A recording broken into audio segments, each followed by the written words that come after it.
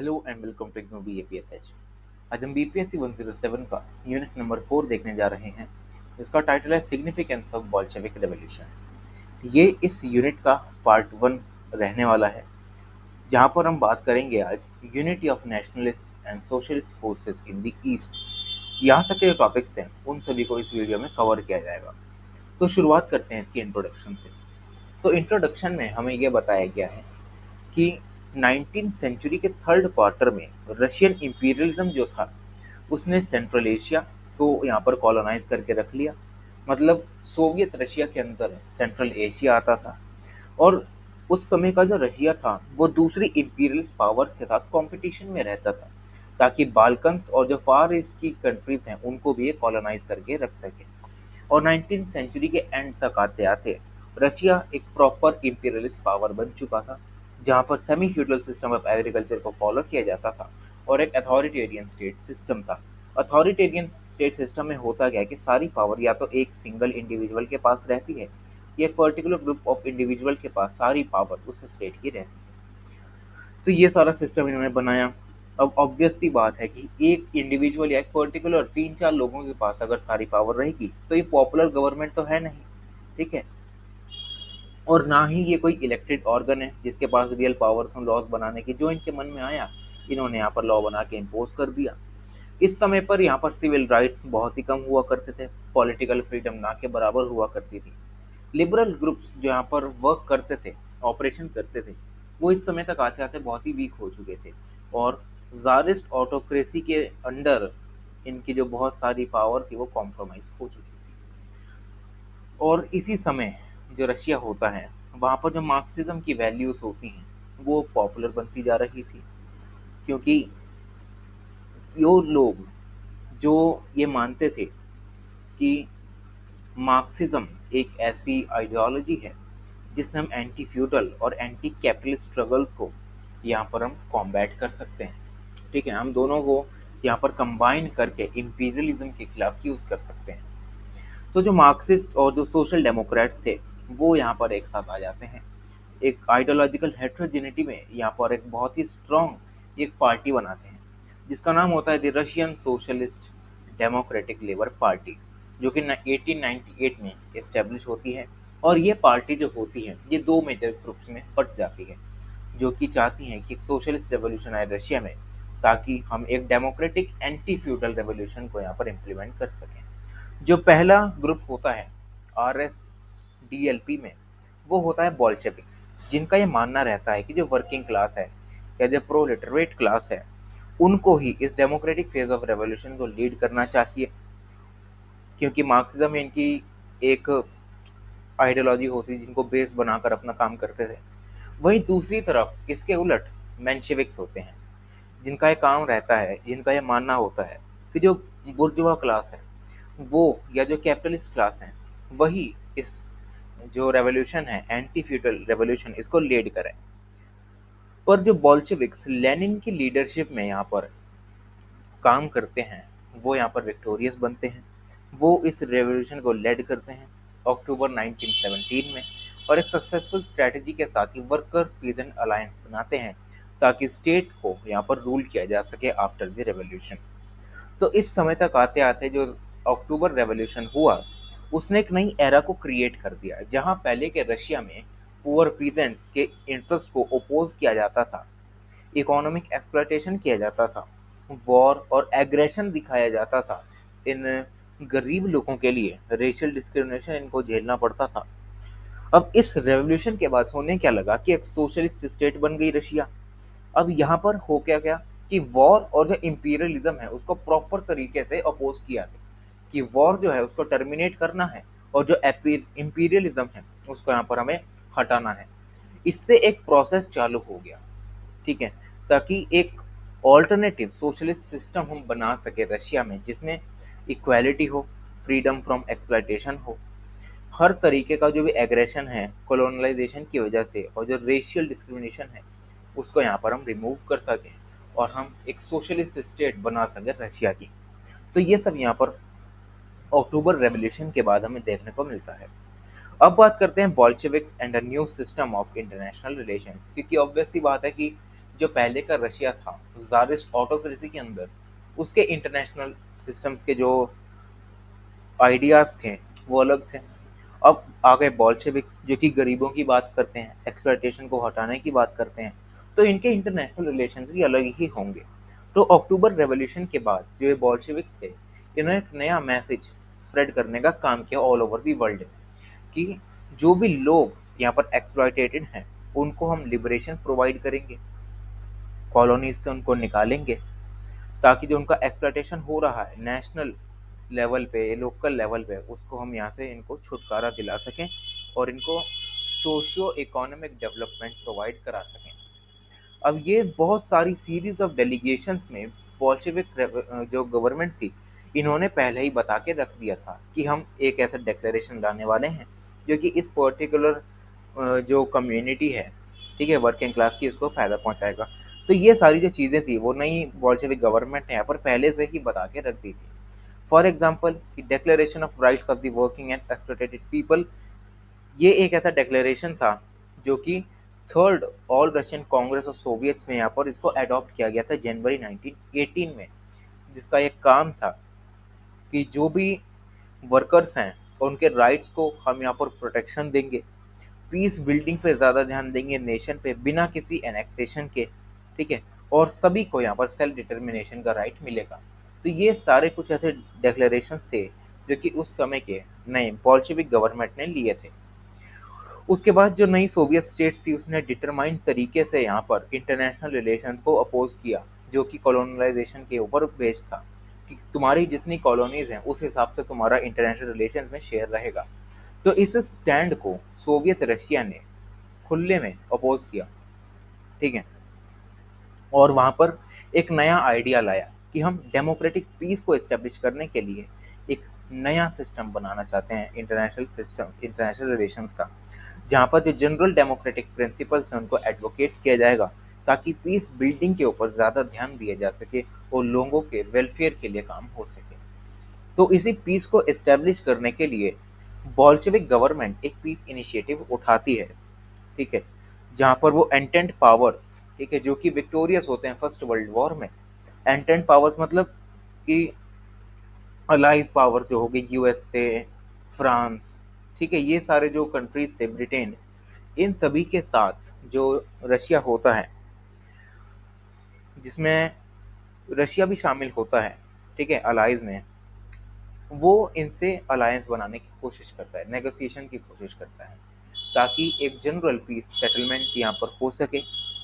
पर ऐसे जो एंटेंट पावर्स होती हैं वो इसको मना कर देती हैं कि हमें तुम्हारे से पीस टॉक नहीं करना, ठीक है, क्योंकि ऑब्वियस सी बात है कि ये सारे देश जो है वो कहीं ना कहीं कैपिटलिज्म को ही तो फॉलो करते हैं, और इसमें यूएस भी है कैपिटलिज्म का सबसे बड़ा जो चैंपियन माना जाता है। तो इसी वजह से ये सारे जो देश होते हैं ये इसके साथ यहाँ पर पीस टॉक्स में आने से मना कर देते हैं। पर अब इस समय पर जो रशिया होता है इसके पास एक ही चारा बचता है कि जिनके खिलाफ ये लड़ रहा था, सेंट्रल पावर्स ऑफ यूरोप के खिलाफ, जिसमें Germany, Austria, Hungary, Ottoman Empire, Bulgaria, Italy, Turkey, ये सब जो आते थे, उनके साथ अब ये पीस टॉक्स को एस्टेब्लिश करने की बात करता है। और यहाँ पर ये 6 तरीके के पॉइंट्स भी रखता है। सबसे पहला पॉइंट ये होता है कि कोई भी फोर्सिबल एनेक्सेशन नहीं होगा टेरिटरीज का। जो भी टेरिटरीज वॉर के अंडर हैं, जिस देश के अंडर वो आ रही हैं, अब वो उसी देश के अंदर रहेंगे, कोई भी फोर्सिबल एनेक्सेशन नहीं होगा। सेकंड है, जो भी पॉलिटिकल इंडिपेंडेंस है उन देशों में जहाँ पर वॉर के टाइम पर हर तरीके से यहाँ पर क्राइसिस मचा हुआ है, वहाँ पर उन देशों में पॉलिटिकल इंडिपेंडेंस लाई जाएगी। फ्रीडम ऑफ चॉइस मिलेगी वहाँ की नेशनल माइनॉरिटीज़ को कि वहाँ पर वो इंडिपेंडेंट बन सकते हैं या तो वो स्टेट के साथ रहकर यहाँ पर काम कर सकते हैं। फिर आता है safeguarding the rights of the national minorities, कि जो भी वहाँ पे नेशनल माइनॉरिटीज़ हैं उनके राइट्स को सेफ गार्ड किया जाएगा स्पेशल लेजिस्लेशन के थ्रू, ताकि उनके नेशनल कल्चर को यहाँ पर प्रोटेक्ट किया जा सके। और वेन एवर पॉसिबल उन्हें यहाँ पर एडमिनिस्ट्रेटिव ऑटोनॉमी भी दी जाएगी, ताकि अपने राइट्स को वो अपने ढंग से प्रोटेक्शन दे सकें। उसके बाद रिनंसिएशन ऑफ वॉर इंडेमिनिटीज़, की वॉर में जो भी हमने बंधक बनाए हैं, ठीक है, प्रिजनर्स बनाए, उन सबको रेनाउंस कर दिया जाएगा, छोड़ दिया जाएगा। और जो भी कॉलोनियल पावर आई हैं उनके अकॉर्डेंस में जो फर्स्ट 4 प्रिंसिपल्स हैं, जैसे कि एनेक्सेशन नहीं होगा, जो भी वॉर में वैंक्विश्ड कंट्रीज़ हैं उनको पॉलिटिकल इंडिपेंडेंस मिलेगी, माइनॉरिटीज़ को राइट्स दिए जाएँगे। तो ये सारी चीज़ें यहाँ पर कॉलोनियल प्रॉब्लम्स के ज़रिए हम यहाँ पर इनको सॉल्व करने की कोशिश करेंगे। तो ये सारे जो 6 पॉइंट्स हैं, इनके ज़रिए रशिया जो होता है, वो सेंट्रल पावर्स के साथ मिलकर पीस टॉक्स में एस्टैब्लिश करने की बात करता है। पर जो इम्पीरियल जर्मनी होता है, उसने सोवियत प्रपोज़ल्स को यहाँ पर मानने से इनकार कर दिया, ठीक है।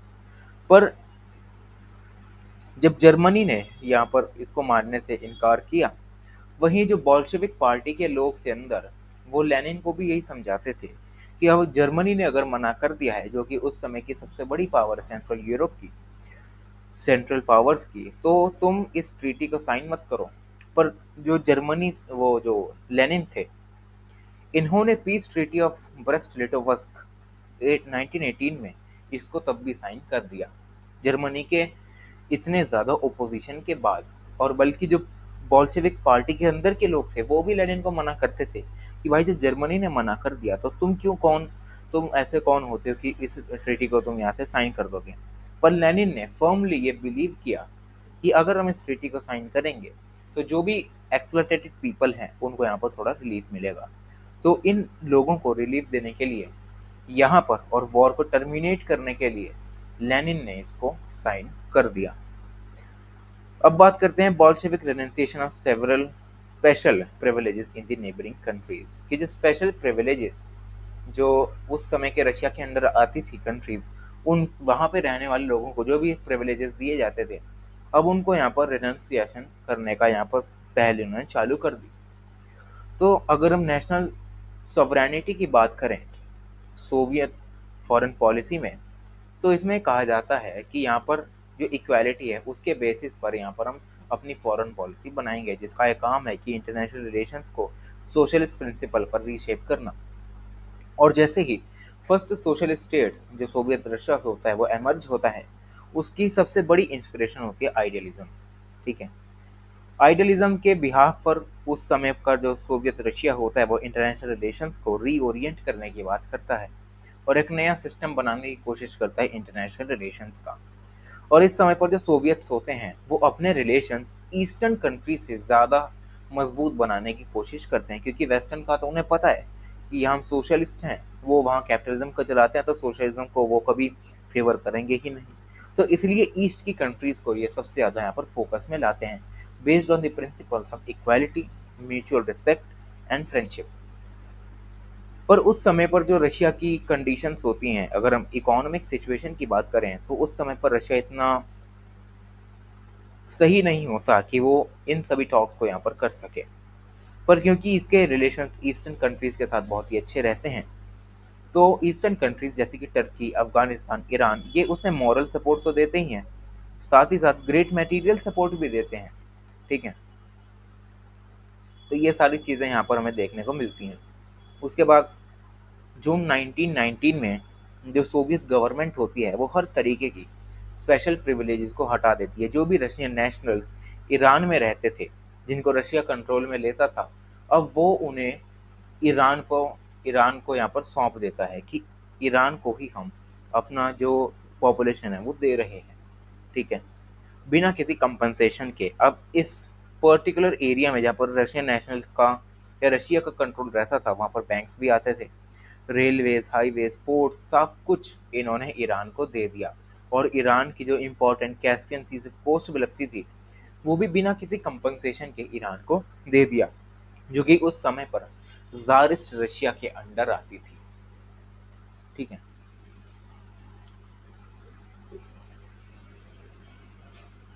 सॉरी, मैंने यहाँ पर थोड़ा गलत बोल दिया। तो मैंने यहाँ पर बात की थी कि जो इकोनॉमिक सिचुएशंस थी ईस्टर्न कंट्रीज़ की, वो इतनी अच्छी नहीं थी, ठीक है। तो रशिया ने इन कंट्रीज़ को यहाँ पर मटेरियल सपोर्ट दिया, मॉरल सपोर्ट दिया, ना कि इन्होंने रशिया को। तो ये थोड़ा करेक्शन है। और अगर हम बात करें तो अगर ट्रीटी ऑफ फ्रेंडशिप की, तो यहाँ पर बहुत सारी ट्रीटीज़ चलाई गई, ठीक है। जैसे कि एक ट्रीटी साइन की गई टर्की के साथ, जहाँ पर उसे generous amount of economic, financial और मिलिट्री एड मिली सोवियत स्टेट से। सोवियत अफगान ट्रीटी हुई, ठीक है, 1921 में, जहाँ पर इंटरेस्ट फ्री लोन्स जो हैं वो वहाँ पर इनको प्रोवाइड किए गए अफगानियों को। तो ये सारे कुछ ऐसी पीस ट्रीटीज़ हैं जिनके ज़रिए जो रशिया था उसने ईस्टर्न जो कंट्रीज थी उनके साथ अच्छे रिलेशंस इस्टेब्लिश करने की पहल शुरू की। अब बात करते हैं Bolsheviks and the anti colonial struggles. तो जैसे ही बॉल्शेविक रेवोल्यूशन यहाँ पर सक्सेसफुल होता है, बहुत सारे उस समय पर ऐसी कंट्रीज होती हैं जो कि अभी तक कॉलोनाइज्ड रहती हैं, और जो वहाँ के फ्रीडम फाइटर्स होते हैं वो इनसे सबसे ज़्यादा यहाँ पर इंस्पिरेशन लेते हैं। ठीक है, इन्होंने इनको अच्छे तरीके से यहाँ पर इंस्पिरेशन प्रोवाइड की कि कैसे रेडिकल मूवमेंट्स करनी चाहिए अंडर डेवलप्ड वर्ल्ड में, ताकि जो भी एक्सप्लॉइटेटेड पीपल हैं उनको हम रिलीफ पहुंचा सकें। तो इन सभी को बेस मानकर जो आगे जाकर कॉलोनियल कंट्रीज होती हैं वो अपने फ्रीडम फाइटर्स में यहाँ पर देखने को मिलता है कि वहाँ के जो फ्रीडम फाइटर्स हैं वो बोल्शेविक रेवोल्यूशन से कुछ आइडियाज़ को लेकर वहाँ के लिए कुछ नेशनल लिबरेशन मूवमेंट चलाकर रखते हैं। ठीक है?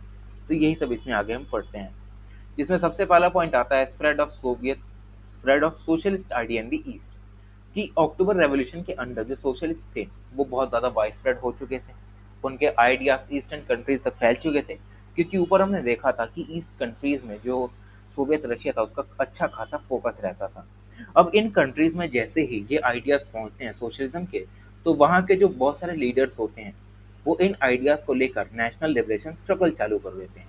अगर हम इंडिया की बात करें तो पंडित जवाहरलाल नेहरू इनसे सबसे ज़्यादा प्रभावित होते हैं बॉल्शेविक आइडिया से, ऑफ साइंटिफिक सोशलिज्म, और इस फिलॉसफी को लेकर वो अपनी किताब भी लिखते हैं, डिस्कवरी ऑफ इंडिया, जिसमें उनका मानना रहता है कि जो मार्क्स का कंसेप्शन है general analysis of social development, ये उन्हें कहीं ना कहीं करेक्ट लगता है, सही मानते हैं वो उस समय के भारत के लिए।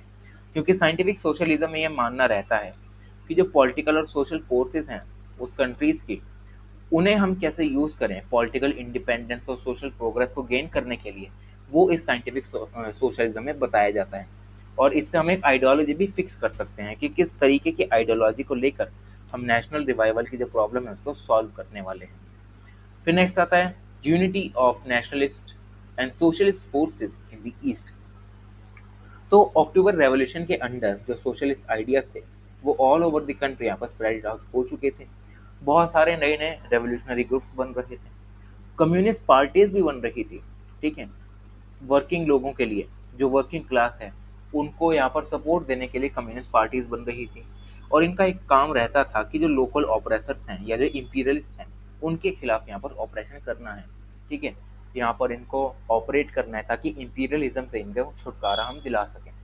उसके बाद जो ये रेवोल्यूशनरी सोशलिस्ट थे या कम्युनिस्ट ग्रुप जो थे वो यहाँ पर लोगों को भी इकट्ठा करते थे, पॉलिटिकल एक्टिविटीज़ में इनको लाते थे, ताकि हम उन कंडीशंस के लिए इन लोगों को यहाँ पर खड़ा कर सकें, जिससे कि जो वर्कर्स का स्ट्रगल है, पीजेंट्स का स्ट्रगल है नेशनल लिबरेशन के लिए, एंटी इंपीरियलिज्म के लिए, वो हम यहाँ पर चलाकर रख सकें।